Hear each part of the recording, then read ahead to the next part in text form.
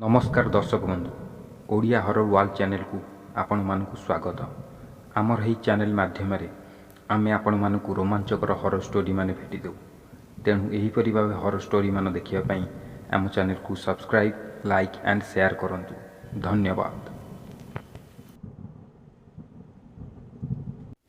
दर्शक बंधु आज यही कहानी सत्य घटना पर आधारित रहस्यमय पत्थरर साप। दर्शक बंधु थाईलैंड रे एपर एक गुंफा अच्छी जहाँ को नागा गुंफा कह जाए। यही गुंफा पाखरे पत्थर एक विशालकाय साप अच्छी जहाँ को देखिले लगुच सापटी समय सहित पत्थर रे परिवर्तन हो जाइछि।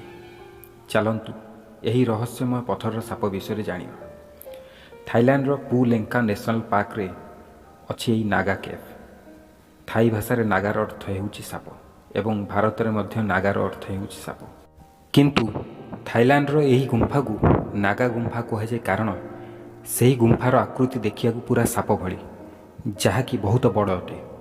आउ से गुंफार कांथ पूरा देखा सापर देह भली देखा जाए एवं यह उपरे आउ एक विशाल पत्थर अच्छी जहाँ को देखिले लगुच पूरा सापर मुह भली।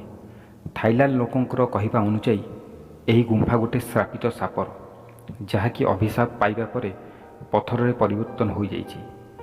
थाईलैंड लोकों कहवा अनुसायी यही सापटी केबे ना केबे जी उठिबो।